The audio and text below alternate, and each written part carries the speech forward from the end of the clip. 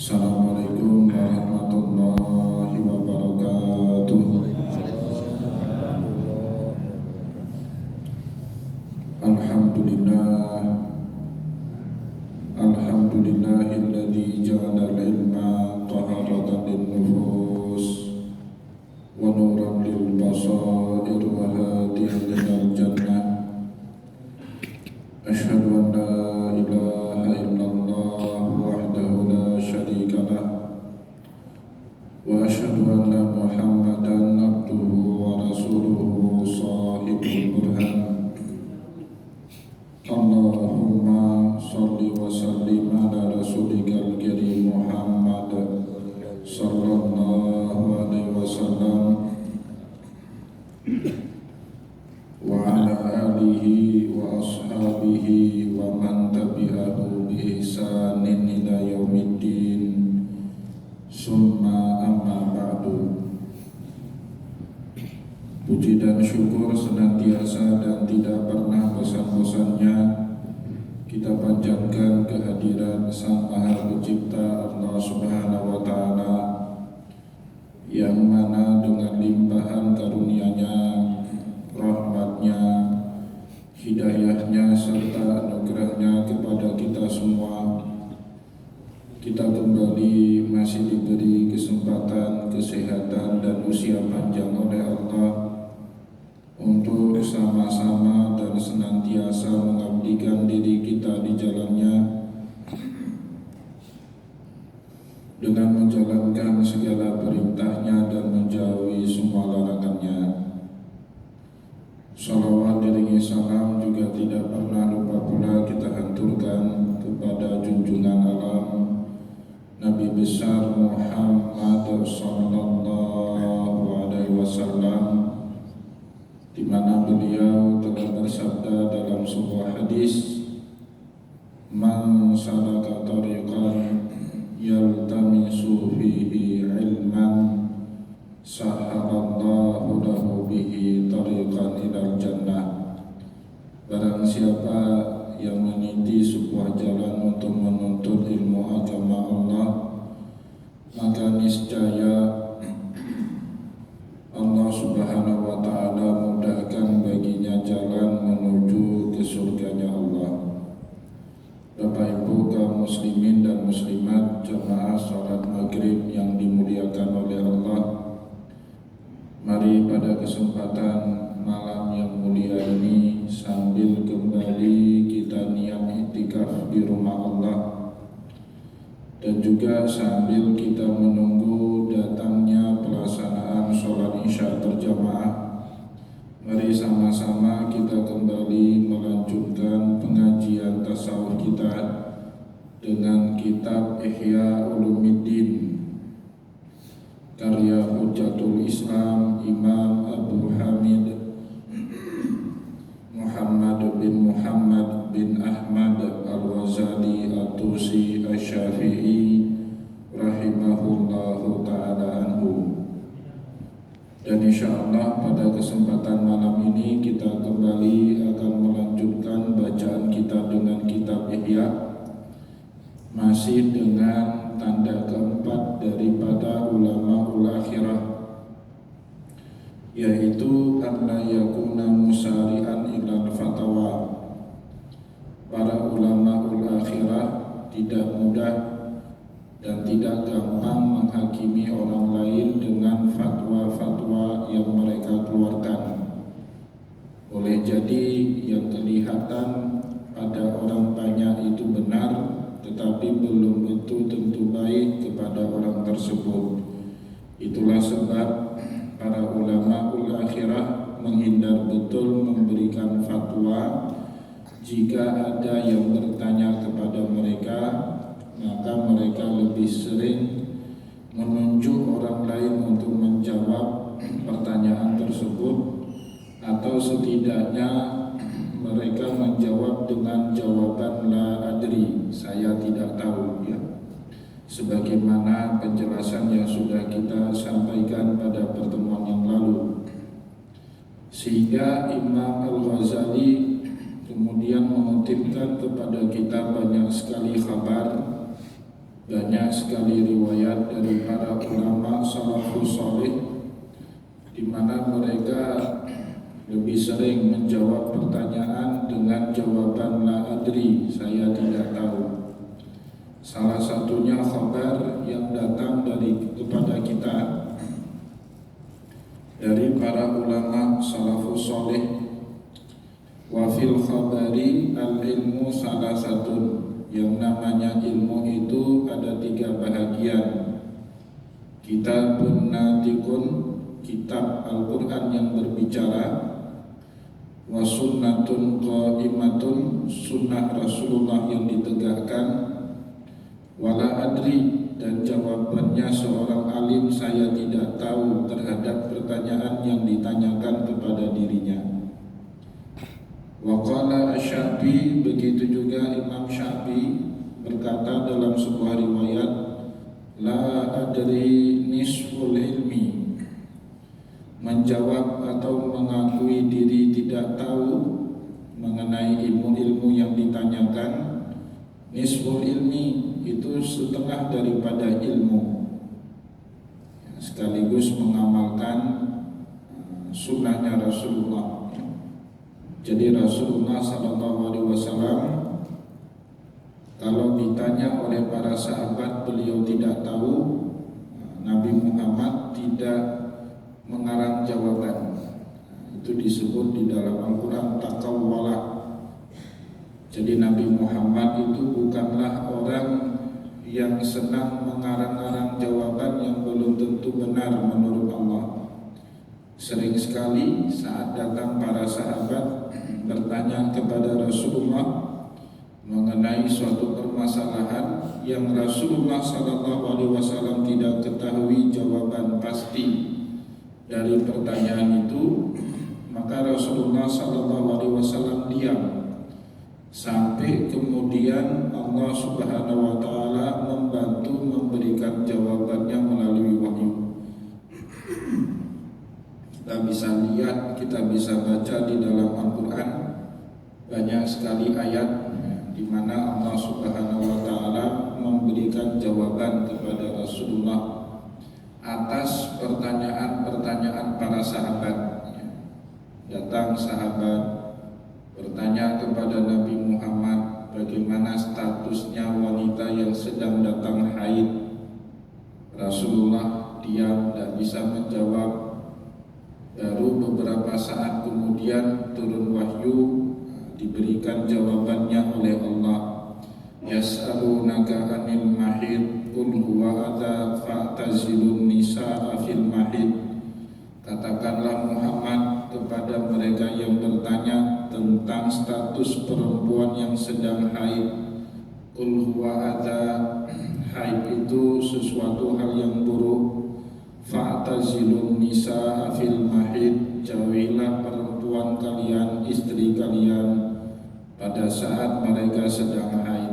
Seandainya Rasulullah buat jawaban salah, dikoreksi sama Allah, itu bisa membuat Rasulullah SAW malu sendiri. Dan peristiwa seperti ini tidak hanya terulang sekali 2 kali di dalam Al-Quran, tetapi di dalam banyak ayat Rasulullah memilih diam terhadap pertanyaan-pertanyaan yang beliau tidak bisa menjawabnya. Maka kemudian Imam Al-Ghazali juga menjelaskan kepada kita, wa man sakata haitsu la yadri lillahi ta'ala falaisa bi aqalla ajran mimman nataqa. Barang siapa yang diam terhadap pertanyaan yang ia tidak ketahui jawabannya, semata-mata hanya mengharapkan ridha dari Allah, khawatir beri jawaban salah, bukannya membuat orang lain makin dekat kepada Allah, justru bisa membuat orang menyimpang jauh dari Allah. Jadi motivasinya jawab la adri itu murni semata-mata hanya karena Allah Subhanahu wa Ta'ala. Kata Imam Al-Ghazali di dalam kitab Ihya, falaisa bi aqalla ajran mimman nataqa, tidaklah pahalanya lebih sedikit daripada orang yang berbicara, daripada orang yang menuturkan pembicaraan. Maknanya apa Bapak Ibu? Belum tentu orang yang banyak bicara itu lebih banyak pahalanya daripada orang yang diam. Boleh jadi justru sebaliknya, orang yang diam itulah pahalanya, derajatnya, kemuliaannya lebih terhormat di hadapan Allah Subhanahu wa taala. Maka Rasulullah sallallahu alaihi wasallam di dalam sebuah hadis berkata, "Man kana yu'minu billahi wal yawmil akhir falyakul khairan aw liyasmut." Barang siapa yang beriman kepada Allah dan beriman kepada hari akhir, hendaklah dia berkata yang baik. Atau kalau tidak ada bahan materi yang untuk dibicarakan hal-hal yang baik, kata Rasulullah, auliyasmut, baiknya dia diam saja, daripada ngomong yang enggak punya potensi buat orang lain tersinggung, buat orang lain marah, buat orang lain tidak nyaman, tidak senang dengan omongan kita itu. Maka oleh sebab itu Bapak Ibu, berdasarkan hadis Rasulullah SAW tadi, barang siapa yang memilih la yadri, memilih diam atau menjawab saya tidak tahu, motivasinya semata-mata karena Allah Subhanahu wa taala, takut kalau jawabannya itu tidak membuat manfaat apapun kepada orang yang mendengar. Orang seperti ini, kata Imam Al-Ghazali, tentu didasarkan kepada hadis Nabi tadi, falaisa bi aqalla ajran mimman nataqa, bukannya pahalanya lebih sedikit dibandingkan orang yang bertutur ataupun yang berbicara. Boleh jadi dalam keadaan-keadaan tertentu diam kita itu emas, diam kita itu membuat kita lebih mulia, lebih banyak mendapatkan pahala dari orang yang berbicara. Maka Bapak Ibu, Rasulullah Sallallahu Alaihi Wasallam menyunahkan ya, orang yang berbicara itu setelah dia berbicara membaca doa kafaratul majlis.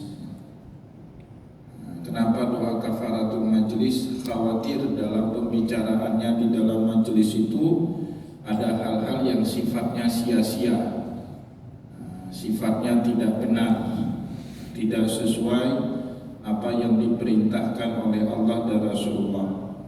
Maka oleh sebab itu pedomannya tadi hadis Rasulullah SAW, man kana yu'minu billahi wal yawmil akhir falyakul khairan aw liyasmut. Barang siapa yang beriman kepada Allah dan hari akhir, berkatalah yang baik-baik, atau jika tidak lebih baik dia diam. Di annal i'tirafa bil jahli asyaddu ala nafsi. Itu yang pertama.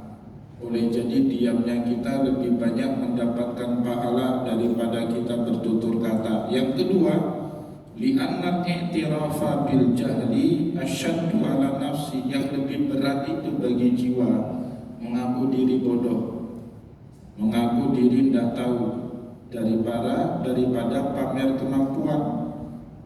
Jadi mengingkari kemampuan diri untuk tidak menjelaskan sesuatu yang belum pasti benarnya, itu lebih banyak pahalanya untuk diri sendiri daripada kita bertutur yang boleh jadi tutur kata kita itu buat kita salah.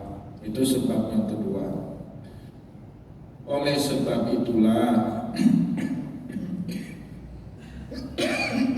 kemudian Imam Al-Ghazali menjelaskan kepada kita, wa hakata kanat adatu sahabati wassalafi radhiyallahu anhum. Itu menjadi kebiasaan adatnya para sahabat dan ulama salafus salih radhiyallahu anhum. Semoga Allah Subhanahu wa taala meridhai kehidupan mereka semua. Jadi Bapak Ibu, kalau kita bisa seperti para sahabat, ya, ulama salafus soleh, ya mungkin hidup di dunia ini lebih tenang, ya, tidak ada riba, tidak ada fitnah, tidak ada juga di antara kita yang sok tahu, ya, padahal tidak tahu apa-apa, ya. Lebih aman kehidupan dunia ini seandainya kita mau berpegang seperti tradisinya para sahabat dan ulama salafus soleh. Wa kana Ibnu Umar idza su'ila anil fatawa. Oleh sebab itu juga diriwayatkan kepada kita oleh Imam Al-Ghazali dari seorang sahabat Nabi Abdullah bin Umar radhiyallahu anhuma, idza su'ila anil fatawa. Beliau kalau ditanya mengenai satu fatwa, pasti beliau menghindar untuk menjawabnya. Qala idhab ila hadzal amir. Pergilah kamu kepada amir ini, kepada pemimpin ini. Beliau menolak untuk menjawabnya. Alladzi taqallada umuran nas. Karena memang amir itu yang bertanggung jawab menyelesaikan persoalan-persoalan yang dihadapi orang banyak. Orang-orang soleh seperti Abdullah bin Umar dan punya tanggung jawab itu.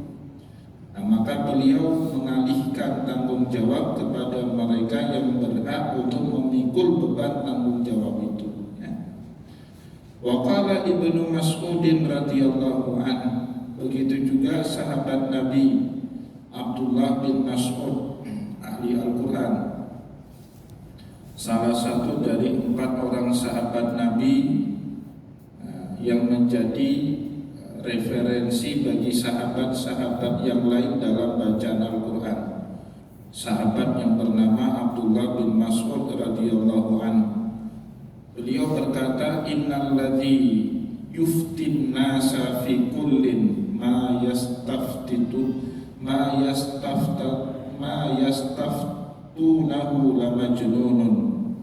Innal ladzi yuftin nasa fi kullin ma yastaftunahu la majnunun. Orang yang semua atau sesungguhnya orang yang memberikan fatwa kepada orang lain terhadap semua permasalahan yang ditanyakan kepada dirinya, la majnunun, itulah orang yang gila. Jadi semua yang ditanya itu juga yang dijawab. Nah, itu menurut Abdullah bin Mas'ud orang yang gak benar kalau dia bisa menjawab semua pertanyaan yang diajukan kepada dirinya, persis sama seperti yang dikatakan oleh Imam Ali bin Abi Thalib. Manusia, kata Imam Ali bin Abi Thalib, boleh jadi banyak tahu, tapi tidak ada satupun manusia yang tahu segala-galanya, kata beliau, ya. Boleh jadi Bapak Ibu di kampung kita, di keluarga kita ada saudara kita yang banyak tahu, alim, tapi kalau dia tahu segala-galanya, nah itu mustahil. Baginda Rasulullah saja yang dibimbing sama Allah dengan wahyu banyak tidak tahunya, ya. Buktinya tadi banyak hal yang ditanyakan kepada Rasulullah, Nabi Muhammad SAW tidak menjawabnya. Apalagi kita manusia biasa yang tidak dibimbing oleh wahyu, tentu lebih banyak tidak tahunya daripada tahunya. Wajarlah sahabat Nabi seperti Abdullah bin Mas'ud radhiyallahu anhu menjawab.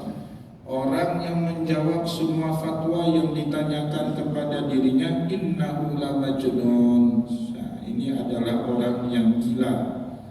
Tidak mungkin itu bisa dilakukan oleh manusia sehat. Waqala, dalam kesempatan yang lain Abdullah bin Mas'ud juga berkata, junnatul alimi la adri. Perisainya orang alim itu dia menjawab la adri, saya tidak tahu, ya. Kalau memang benar-benar dia tidak tahu, baiknya dia menjawab saya tidak tahu. Atau seperti yang dianjurkan oleh Rasulullah, kalaupun kita harus menjawab, tutuplah jawaban kita itu dengan adabnya Rasul. Wallahu a'lam bil haqiqah was shawab. Jadi Rasulullah SAW kalau ada hal yang ditanyakan kepada beliau dan itu datangnya jawaban dari ijtihadnya Rasul, ya bukan dari wahyu. Kalau dari wahyu tidak mungkin Rasulullah menjawab dengan wallahu a'lam bil haqiqah wassawab, karena pasti benar kalau itu jawabannya dari wahyu. Tetapi kalau itu jawabannya dari diri Rasulullah, maka biasanya di penghujung jawaban Rasulullah SAW mengucapkan wallahu a'lam bil haqiqah wassawab. Hanya Allah lah yang mengetahui hakikat kebenaran yang sesungguhnya. Itu adab yang diajarkan kepada kita oleh Rasulullah SAW. Kalau berkaitan dengan hadis Rasulullah, Bapak Ibu ragu-ragu redaksi ataupun lafal yang benar dari Nabi itu seperti apa, maka tutup jawaban kita setelah mengutip hadis Rasulullah dengan mengucapkan au kama qala Rasulullah sallallahu alaihi wasallam, atau seperti yang disabdakan Rasulullah sallallahu alaihi wasallam. Kalau Al-Qur'an tidak boleh salah. Karena Al-Quran itu tidak diterima riwayatun bil makna. Kalau mau mengutip bacaan Al-Quran, diwajibkan oleh para ulama riwayatnya bil lafzi la bil makna. Seperti yang tertulis, seperti itulah yang kita baca. Jangan diganti dengan sinonim lafal yang sama. Tidak boleh itu kalau Al-Quran, ya. Dzalikal kitabu la raiba fihi hudan lil muttaqin. Bapak Ibu tidak boleh mengubah kutipannya menjadi dzalikal kitabu la syakka fihi hudan lil muttaqin, walaupun makna la raiba dengan la syakka itu sama. Tanpa ada ragu, la raiba dengan la syakka di dalam bahasa Al-Quran atau di dalam bahasa Arab maknanya sama. Tetapi karena berhubung itu ayat adalah Al-Quran, kita kutip harus dengan lafal, tidak boleh dengan makna. Kalau hadis boleh dengan makna, kita tutup. Kalau kita ragu-ragu dalam meriwayatkannya, au kama qala Rasulullah sallallahu alaihi wasallam. Kalau pendapat kita pribadi Bapak Ibu, kita ragu-ragu zon itu kuat dugaan kita berdasarkan data, bacaan, ilmu, pengetahuan yang kita miliki. Yang kita sampaikan itu lebih banyak benarnya daripada salahnya. Itu namanya ghalabatut dzan. Kuat dugaan, benarnya lebih banyak dibandingkan salahnya. Nah, itu sunnah kita mengucapkan wallahu a'lam bil haqiqah wassawab. Ya, setelah kita jawab, hanya Allah lah yang mengetahui kebenaran yang sesungguhnya, ya. Jadi yakin, kalau yakin itu tidak usah pakai wallahu a'lam. Allah itu esa apa sekutu? Allah itu dua atau satu? Bapak Ibu tidak boleh jawab Allah itu esa, Allah itu esa, insya Allah. Nah, tidak boleh itu jawab seperti itu, ya. Karena itu yakin. Atau Allah itu esa, wallahu a'lam, hanya Allah lah yang mengetahui. Tidak boleh itu, harus yakin, ya. Kalau sesuatu hal yang yakin itu harus tegas, tidak boleh mengambang jawabannya. Nah, itu kalau yakin. Di bawah yakin itu namanya dzan, Bapak Ibu, ya. Dzan itu lebih banyak benarnya daripada salahnya. Nah, baru yang kedua, yang ketiga itu namanya syak. Syak itu 50-50. Tidak tahu pasti kita yang mana yang benar, mana yang salah. Itu syak di dalam bahasa Arab. Baru yang terakhir al-waham. Al-waham itu lebih tidak banyak tahunya dibandingkan tahunya. Orang awam biasanya al-waham itu, ya. Nah, jadi ayat Al-Quran yang mengatakan agar kita tidak sembarang bicara itu, terutama berkaitan dengan asyak wal waham. Ada itu firman Allah di dalam surat Al-Isra, wala taqfu ma laisa laka bihi ilm. Janganlah kalian berbicara mengenai sesuatu yang kalian tidak punya ilmunya. Kenapa? Inna sam'a wal basara wal fuada kullu ulaika kana anhu mas'ula, kata Allah. Karena pendengaran kita, penglihatan kita, hati kita, pikiran kita kelak di hari kiamat semuanya dimintai pertanggungjawabannya oleh Allah. Nah, maka Allah minta di awal ayat tadi, wala taqfu ma laisa laka bihi ilm. Jangan suka ngoceh sesuatu yang kita tidak punya ilmunya. Tidak boleh, ya, tidak etis. Walaupun di zaman sekarang Pak, semua orang berhak merasa berbicara, atau semua orang merasa berhak berbicara mengenai bidang yang bahkan dia tidak ahli di situ, ya. Berhak berbicara mengenai masalah agama, padahal tidak punya latar belakang pendidikan agama yang formal. Merasa berhak berbicara mengenai politik, padahal ngerti politik di meja kopi. Orang kuliah sarjana politik, kita tamat di meja kopi sudah ngomong politik, kayaknya seperti sudah ahli politik. Ini tidak pantas seperti itu di dalam agama, ya. Wala taqfu ma laisa laka bihi ilm inna sam'a wal basara wal fuada kullu ulaika kana anhu mas'ula. Jangan pernah berbicara sesuatu yang kita tidak punya ilmunya, karena nanti lebih banyak sesatnya daripada benarnya. Apalagi kelak di hari akhirat, semua alat pengetahuan kita, pendengaran itu kan cara kita mendapatkan pengetahuan dengan mendengar, penglihatan, ya, dengan melihat, dengan berpikir, itu semua kelak dimintai pertanggungjawabannya oleh Allah Subhanahu wa taala di hari kiamat. Sehingga Bapak Ibu, dalam riwayat berikutnya Imam Al-Ghazali juga mengutipkan kepada kita pendapat seorang sufi besar, Ibrahim bin Adham rahimahullah. Wa qala Ibrahim bin Adham rahimahullah, laisa syai'un asyadda ala syaitani min alimin yatakallamu bi ilmin wa yaskutu bi ilmin. Yang paling membuat syaitan itu gusar siapa? Kata beliau, yang paling membuat syaitan itu gusar itu seorang alim, yatakallamu bi ilmin. Kalau ngomongnya dengan ilmu, itu syaitan tidak bisa macam-macam, Pak, karena ilmu itu objektif. Kecuali alim yang sudah terbawa dengan hawa nafsunya, maka dia akan mengkapitalisasi pengetahuan dia untuk kepentingan pribadi, itu lain cerita. Tetapi kalau seorang alim setia dengan ilmunya, dia bertutur sesuai dengan ilmu yang dia kuasai, itu setan paling takut. Jadi kata Imam Ibrahim bin Adham, yang paling ditakuti oleh setan itu min alimin yatakallamu bi ilmin. Seorang alim yang selalu bertutur kata mengikuti ilmu yang ia kuasai. Wa yaskutu bi ilmin, dan bahkan diamnya dia pun dengan ilmu.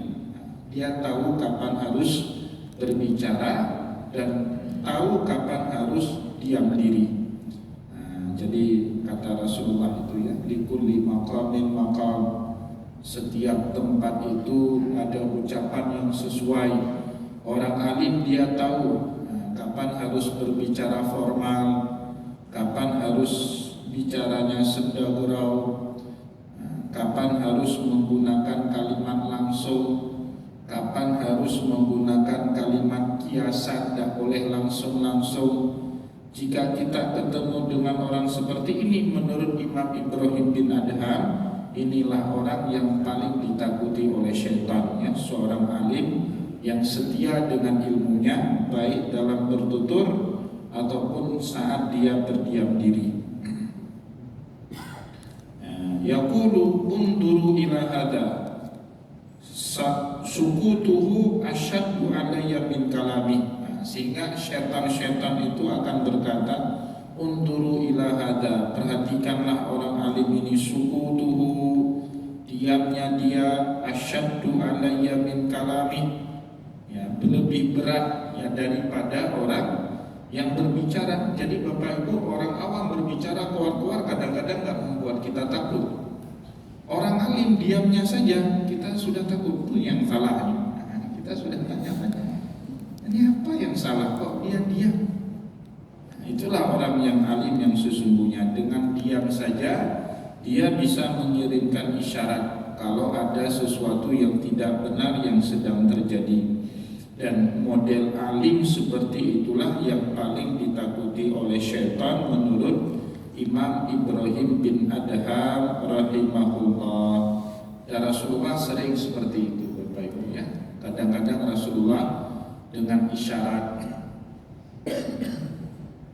Kalau beliau bahagia, tidak bilang beliau bahagia, cuman dia tersenyum. Para sahabat pun paham kalau Rasulullah bahagia. Apa yang dilakukan oleh sahabat di depannya Nabi diridhoi. Jadi pernah Mu'az bin Jabal itu cuma ditepuk-tepuk saja sama Rasulullah, tetapi para sahabat paham Nabi Muhammad setuju dengan pendapatnya Mu'az bin Jabal. Ada juga sahabat Nabi ditanya, bagaimana caranya kamu memilih seorang wanita untuk dinikahi? Ada sahabat yang jawab ini itu. Rasulullah memberi syarat seperti ini. Faftar bidzatid din taribat yada. Jadi kamu pilih berdasarkan agamamu, itulah yang akan membuat kamu tentram, bahagia hidupnya di dunia dan akhirat, dengan isyarat. Jadi tidak selalu hal-hal baik harus kita ucapkan. Kadang-kadang itu disampaikan juga oleh Rasulullah SAW dengan isyarat. Wa wasafa ba'duhum al-abdal, wa wasafa ba'duhumul abdal faqala. Sebahagian wali-wali abdal, itu tingkatan wali yang paling tinggi di dalam dunia tasawuf, itu disebut dengan wali abdal. Mereka para wali ini akluhum faqatun wa kalamuhum daruratun. Makannya mereka karena butuh, bukan karena kepingin. Jadi para wali itu makan kalau butuh. Kalau kita makan karena kepingin, bukan hanya sekedar butuh, ya. Tetapi orang-orang soleh ciri-cirinya akluhum faqatun, makan karena butuh, wa kalamuhum darurat, berbicara karena darurat, nggak bisa menghindar lain, ya harus berbicara, ya maka mereka pun kemudian berbicara dengan orang. Aima yatakallamuna hatta yus'alu. Biasanya mereka tidak akan berbicara, tidak akan mengajukan diri, tidak akan menampakkan pendapat hatta yus'alu, sampai kemudian ada yang bertanya. Fa idza su'ilu wa wajadu may yakfihim sakatu. Kalau ada yang bertanya mereka jawab, tetapi saat memberi jawaban wa wajadu may yakfihim sakatu, saat mereka sedang memberi jawaban, ditemukan orang yang menurut mereka lebih pantas menjawab pertanyaan tersebut, maka mereka diam. Ini sering terjadi juga di dalam majelisnya sahabat Rasulullah. Sahabat Zaid bin Sabit itu Bapak Ibu pernah ditanya sama sahabat lain. Zaid bin Sabit kan pencatat wahyu, katibul wahyi beliau itu. Jadi orang yang juga lumayan banyak tahu tentang wahyu, tentang Al-Quran. Ditanya, saat ditanya beliau jawab. Tetapi saat beliau sedang memberi jawaban, masuk sahabat Nabi Abdullah bin Abbas, beliau diam.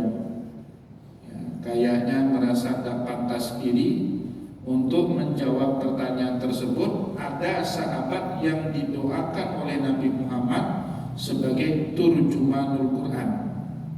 Abdullah bin Abbas itu kan gelarnya turjumanul Quran, penerjemah ulum Al-Quran.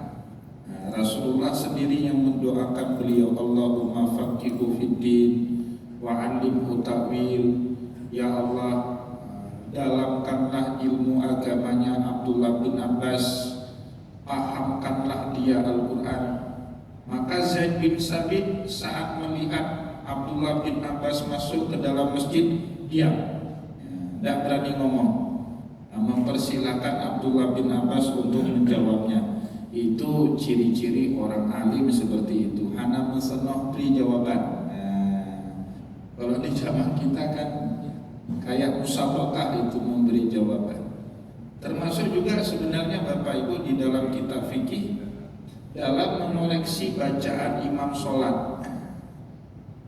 Di dalam kitab fikih itu kita makmum tidak boleh mengoreksi bacaan imam sholat kecuali bacaan Al-Fatihah. Itu wajib. Kalau bacaan Al-Fatihah imam lupa atau salah yang mengubah makna. Kalau salah bacaan Al-Fatihah imam tapi tidak mengubah makna, tidak usah dikoreksi.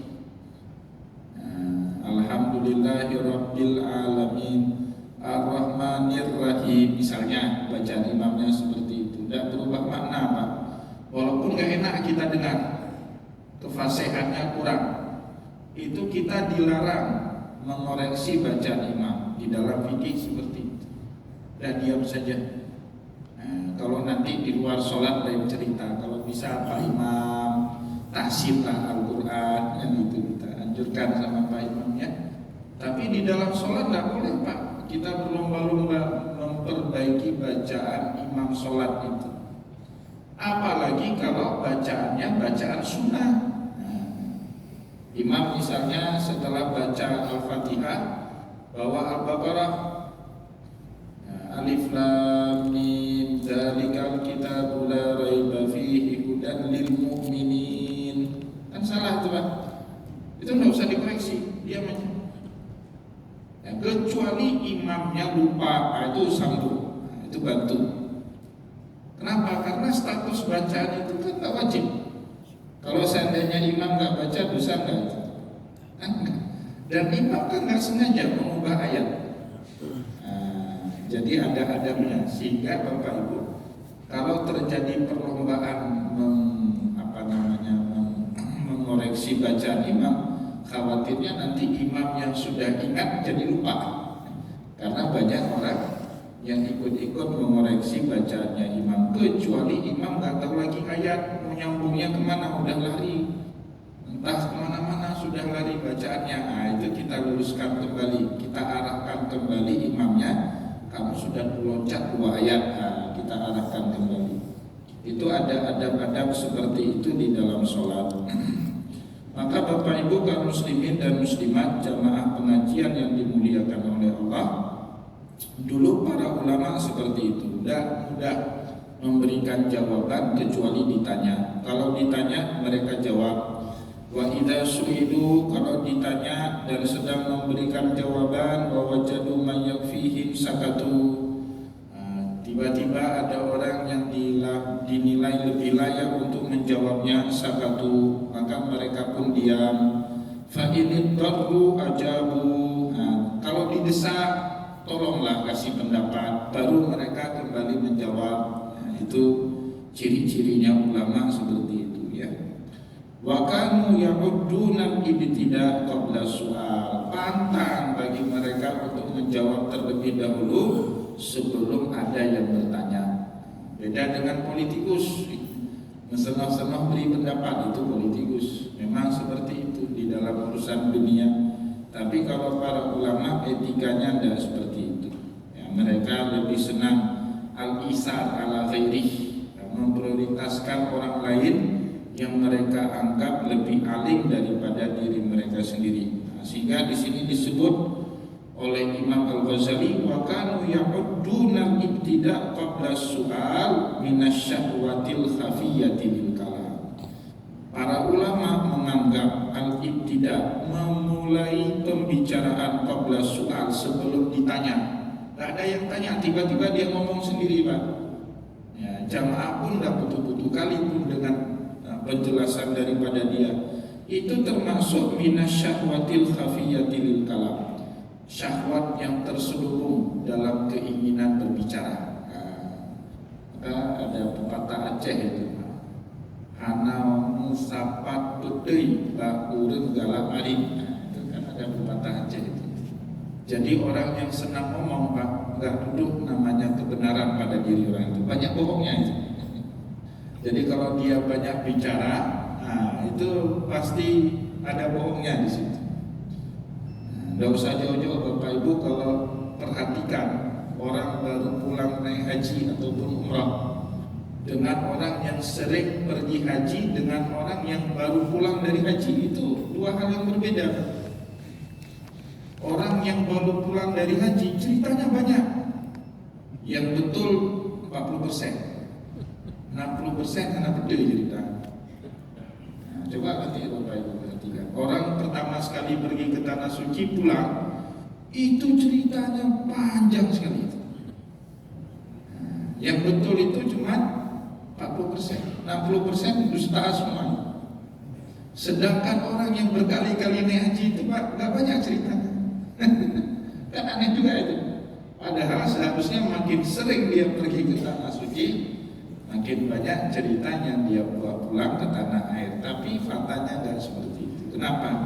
Kata pepatah Aceh tadi, anak timdu putih bakureng lemari, tidak mau duduk yang namanya benar pada orang yang senang berbicara di dalam kehidupan sehari-hari, ya. Jadi Bapak Ibu kaum muslimin dan muslimat jamaah pengajian yang dimuliakan oleh Allah, kita cukupkan terlebih dahulu bacaan kita pada kesempatan malam ini. Semoga apa yang telah kita sampaikan pada kesempatan malam ini bermanfaat kepada kita semua. Insya Allah akan kita lanjut kembali pada pertemuan yang akan